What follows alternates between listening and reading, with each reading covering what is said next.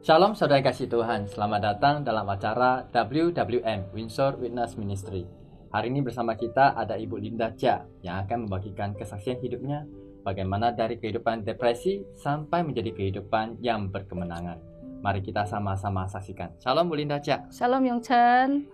Bu Linda, ini saya agak sedikit menarik dikit tentang kehidupan Bu Linda Chia, karena selama ini saya kenal Bu Linda Chia adalah orang yang suka cita, terus orang yang straightforward. Kok bisa pernah depresi? Itu bagaimana bisa terjadi? Itu kalau dicerita sih panjang ya, karena waktu itu saya di tahun 96 saya lahir anak saya yang kedua. Kedua itu sekitar udah 40 hari gitu ya saya lahir anak. Tiba-tiba di malam hari itu saya tidur, tiba-tiba di kamar saya itu datang sebuah gelapan yang hitam gitu, kayak ada satu sosok yang hitam gitu. Dia datang, dia dekatin saya nggak nampak mukanya, saya cuma nampak dia ada 2 tanduk. Ya, habis itu dia mukanya dekatin ke muka saya, dia lihat saya gitu, udah lihat dia pergi, dia lewat gitu. Itu waktu itu nggak ada masalah, saya merasa itu semua mungkin mimpi ya, tapi bagi saya sih kayak ada kenyataan tapi kayak mimpi, jadi saya cuekin aja. Dan itu saya tetap bawa tidur. Dan besok paginya saya tetap aktivitas seperti biasa, kerja rumah tangga gini-gini. Tapi sorenya itu saya udah merasa tubuh saya beda. Saya merasa itu kayaknya ada badan saya kok tiba-tiba gemetar gitu. Itu ada suara yang aneh, kayaknya membuat saya ketakutan. Tiba-tiba badan saya itu kedingin dari kaki sampai atas sampai ke kepala. Tiba-tiba saya merasa mau pingsan, kayak mau mati gitu. Itu saya ketakutan, saya tanya mama saya, "Ma, saya kok gitu ya?" Mama saya, "Mungkin kamu kecapekan tak gini." Dan itu dia kasih saya minum obat tonik itu, Chinese punya, supaya untuk tambah energi. Tapi tetap kayak gitu juga. Malam itu saya depresi sendiri, kayak mau teriak gitu, kayak ada sesuatu di dalam saya itu kayak ada berontakan gitu, kuat gitu. Dan itu saya teriak, saya pengen teriak. Dan itu mama saya panggil loh, pagi saya punya tetangga datang. Sampai saya nggak terasa malu lagi, boleh dikata baju saya nggak tahu kemana-mana pergi gitu ya. Itu kesurupan bukan? Nggak tahu kesurupan atau nggak, tapi saya sadar, tapi saya dalam situ kayaknya ada depresi yang luar biasa, kayak mau teriak, kayaknya ada sesuatu bikin saya kayak mau teriak gitu loh. Terus gimana? Teriak, dan itu ada seseorang datang, yang datang ke rumah saya, banyak yang bawa, yang didoain lah, yang gini lah, banyak lah. Ada yang ke kamar mandi saya bilang, dia doa di kamar mandi saya, dia bilang di toilet saya, bak saya itu dia melihat sesuatu yang hitam. Habis itu gitu. Habis itu nanti tetangga saya ada satu, pas bayang hitam itu lewat ke rumahnya, dia bilang sama saya, dia bilang malam itu dia juga ada terasa, tapi dia tidak ada apa-apa, dia merasa itu beda malam itu. Ya gitulah, sampai kayak gitu loh. Makanya saya sampai depresi itu lumayan lama sih. Berapa lama itu? Itu sampai anak saya udah besar, sampai saya lahir anak keempat masih tetap ada, tapi ada sembuhnya, di pertengahan ada sembuhnya. Cuma anak yang kedua ini saya lahirnya itu waktu itu saya nggak bisa jaga juga kan. Itu terjadi tahun berapa? Tahun 96. Tahun 1996 sampai itu udah ada kesembuhan di tengahnya ya. Sampai 2004 kumat lagi. Oh, jadi nggak tuntas gitu? Nggak tuntas dia, berarti artinya di tahun 96 itu saya didatangin semua yang berhala untuk datang ke rumah saya, disembah gini. Orang pintar gitu ya? Iya, orang pintar. Akhirnya saya nggak berani tinggal rumah itu, saya pindah ke rumah ponakan saya di Windsor gitu. Habis itu tiba-tiba datang lagi, saya berontak di situ. Itu temboknya itu dinding itu saya mau hantam pecah gitu. Sampai koko saya datang, dibawain beras sama garam, dilempar saya. Ya dengan berbagai cara lah. Akhirnya tetap juga nggak bisa. Terus gimana caranya akhirnya? Iya, akhirnya saya dibawa suami bawa ke artinya saya nginap di situ 1 malam. Oke. Saya tidur di sana 1 malam, tapi saya nggak berani tidur. Saya betul-betul nggak berani. Waktu itu suami saya jaga, saya nggak berani tidur. Suami saya bilang, "Kamu tidur." Nggak berani. Ketakutan atau? Bukan masa ketakutan, masa saya kalau saya tidur saya merasa ada roh saya mau keluar. Saya takut, saya tidur, saya nggak bisa bangun lagi. Saya takut itu aja. Jadi pokoknya nggak berhasil tidur. Pas mau tidur saya bangun gitu. Pas mau tidur saya kayak itu, jadinya saya tambah parah loh. Terus akhirnya gimana bisa sembuh? Akhirnya ya tetap masih loh ya, mereka datangin, nanti semua saya digunakan, katanya harus poung. Kata saya harus poung terus, berarti pokoknya saya tiap kali harus poung. Pokoknya ada masalah datang poung. Memang waktu itu ada kesembuhan. Habis itu saya lahir anak ketiga. datang lagi? Enggak gitu, enggak datangi lagi, biasa-biasa aja. Karena saya nggak cocok rumah itu, saya pindah ke tempat lain, ke Bengkong. Jadi akhirnya saya pindah ke rumah Bengkong. Dan itu lahir anak ketiga, nggak masalah. Habis itu saya lahir anak keempat saya pindah ke Lucky Estate. Habis itu di situ saya lahir anak saya itu sekitar 40 hari juga. Belum berarti sekitar 40 hari. Saya pergi jalan-jalan ke mall, tiba-tiba saya merasa pusing. Saya nggak mau pingsan gitu, saya ketakutan lagi. Dan tiba-tiba masuk roh ketakutan lagi. Akhir tuh saya minta suami saya jemput. Dia nggak berani bawa mobil, saya takut kan, dia jemput. Habis itu saya keluar lagi, tetap bawa mobil kan, keluar lagi saya ke tempat aerobik senam. Habis itu saya di sana saya udah merasa tidak enak loh, badan saya udah beda loh. Saya pulang lagi. Tapi waktu itu saya bawa mobil sendiri, saya paksakan diri bawa mobil sendiri. Waktu itu saya mau mobil, depan itu nggak nampak apa-apa loh, saya tancap aja loh. Saya nggak pikirkan bahwa tabrak mati ya terserah lah. Terus akhirnya gimana bisa sembuh? Saya ikut Yesus. Saat saya bisa sembuh karena saya percaya Yesus. Yesus sembuhkan. Kenapa bisa tiba-tiba percaya Yesus? Saya percaya Yesus itu karena Bu Tina. Karena waktu itu tahun 2008 di gereja pertama kami baptis itu ada acara. Dia Bu Tina dia kasih undangan Natalnya itu ke saya. Dia ajak suami saya.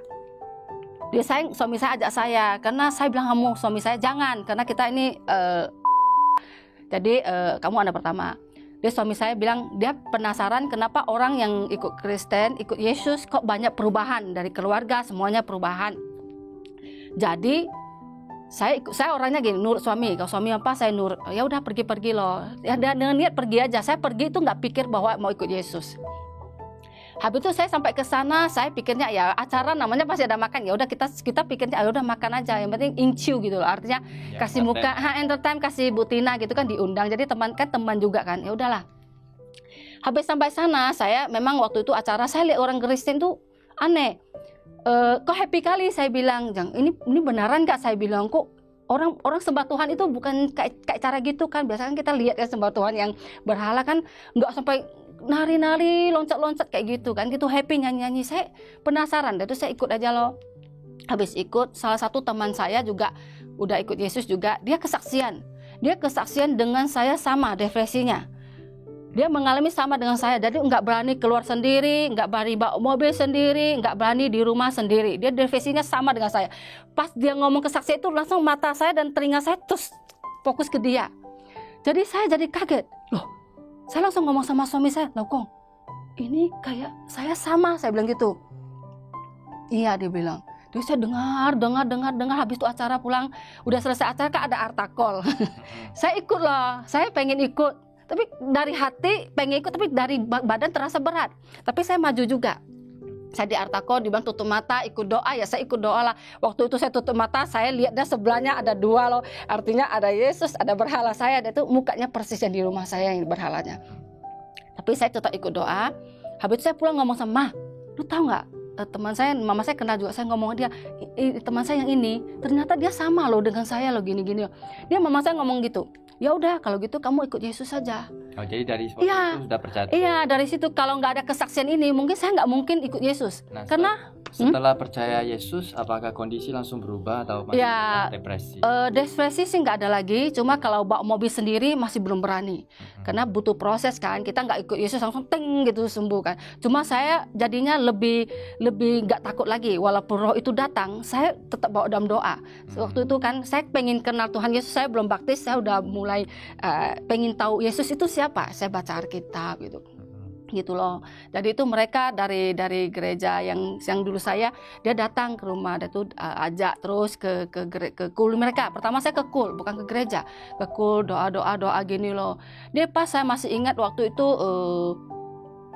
saya mau pergi kul kayaknya hari ini Jumat. Tiba-tiba kan suami saya mengajak saya pergi beli buah untuk besok pepai gitu ya.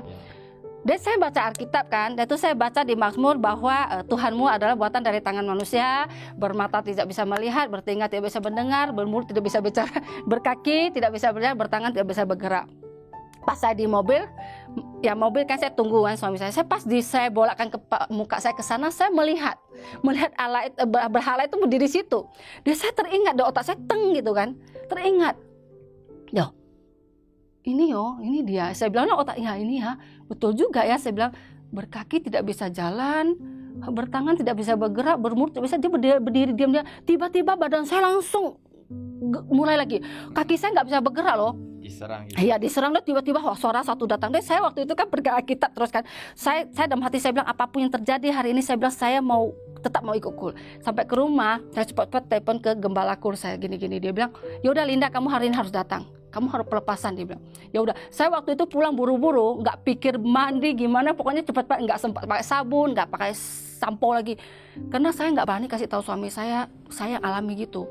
Karena saya udah nggak tahan, mau teriak tapi saya bertahan terus di dalam panggil Tuhan Yesus. Saya bilang, Tuhan Yesus, saya hari ini mau ke KUL. Jadi gimana? Habis di KUL gimana? Saya depresi. Itu sampai ke KUL, kami lingkaran berdoa gitu, putar kayak gandeng tangan berdoa. Tiba-tiba kami nyanyi lagu, itu dia nyanyi sebuah lagu yang sangat bertersentuh, karena lagu itu dia Kangwa Ichiu. Karena saat saya lega lagu itu, saya dijamah luar biasa. Kenapa? Saya menangis. Di situ saya nangis, saya nggak tahu saya nangis apa. Saya nangis, saya bersungguh, saya nangis, saya nggak tahu saya nangis. Saya merasa bahwa ada seorang bapak menunggu saya di depan pintu udah lama. Walaupun saya tahu lagu itu bahwa Kang Wei-Chiu itu kan. Dan itu dia bilang, saya bilang sama Tuhan, saya mau jalan. Saya nggak tahu gimana jalan. Saya nggak tahu jalan itu gimana jalan. Saya juga ingin hidup. Makanya dari situ Tuhan jamah hati saya. Tiba-tiba lagu itu saya merasa saya seorang bapak lagi tunggu saya di depan pintu. Sudah lama, cuma mungkin saya belum mau buka hati saya. Saat itu saya mau buka hati saya. Saya nangis di situ, saya nggak tahu saya nangis apa, kayak dipukul atau gitu. Pokoknya saya nangis sampai saya nggak tahu apa lagi loh. Saat itu saya nangis, tiba-tiba ada cahaya yang terang sekali masuk ke dalam hati saya. Hati saya rasa ada damai sekali. Saya rasa ada damai. Dari situ saya udah sama suami saya, kami merasa sukacita. Habis itu pulang ke rumah, selesai di rumah saya kan berharap masih ada. Jadi mau nggak mau, kan ada buka musik-musiknya. Saya tutup, saya dalam namanya saya tutup semua. Tadi apinya, lampunya semua saya tutup. Karena waktu saat saya depresi, saya pernah berlutut di depannya. Saya minta, kalau kamu Tuhan yang benar hidup, tolonglah saya. Saya betul-betul butuh pertolongan saat ini. Saya sengsara karena tidak ada orang mengerti perasaan saya. Karena ada suara bahwa datang bahwa saya mau mati. Suami saya ngomong, dia bilang, kamu mungkin terlalu banyak pikir. Sampai saya ke dokter, cek dokter, saya bilang saya ada penyakit. Saya ke Malaysia cek kesehatan, dokter saya ada sakit, dia bilang Mayo Pink, nggak ada penyakit. Itu bukan loh. Dan saya bilang tidak mungkin dokter, nggak mungkin. Kenapa kok saya bisa kayak gitu? Saya bilang. Badan saya tiba-tiba lemas kayak mau mati gitu. Dan tiba-tiba ada suara bilang kamu udah mau mati. Kayak betulan sekali suara itu mau bikin saya kayak mati. Setelah didoain gitu, pelepasan, habis itu apakah datang lagi? Enggak lagi. Dari situ saya nggak pernah didatangin lagi, nggak pernah diganggu lagi. Karena saya merasa dalam saya tuh kayaknya roh saya makin kuat. Dan itu saya nggak takut lagi. Karena mereka yang dulu gembala saya tuh dia mengajar saya gimana doa. Kalau ada apa, itu saya di rumah saya sering buka lagu rohani. Setiap hari buka lagu rohani. Karena dulu kan buka lagu yang itu. Jadi sekarang saya buka lagu rohani. Dari situlah makanya saya bersyukur bisa kenal Tuhan Yesus. Kalau nggak ada Tuhan Yesus, saya nggak tahu hidup saya sekarang gimana. Betul-betul saya nggak tahu. Puji Tuhan. Ya. Nah, Bu Linda kan udah lewat ini semua. Mungkin Bu Linda ada sesuatu yang mau sampaikan kepada orang-orang yang mengalami hal yang serupa.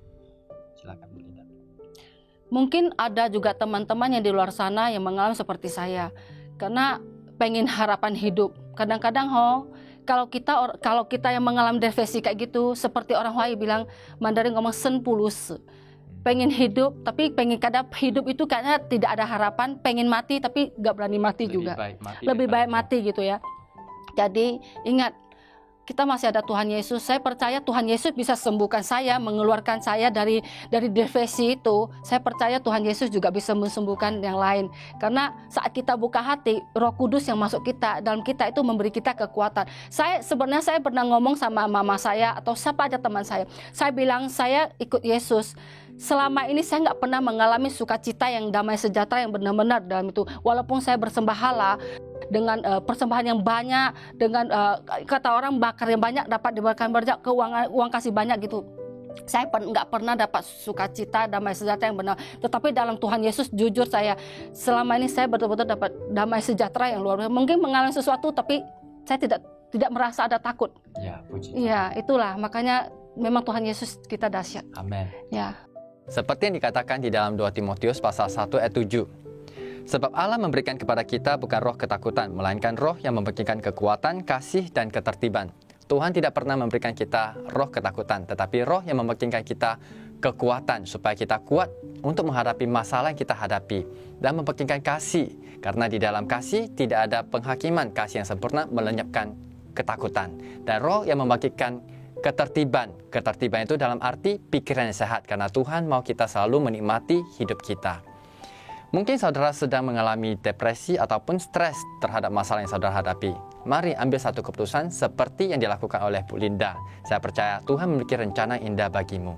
Jika saudara membutuhkan konseling ataupun dukungan doa, silakan hubungi nomor tertera di bawah ini. Tuhan Yesus memberkati.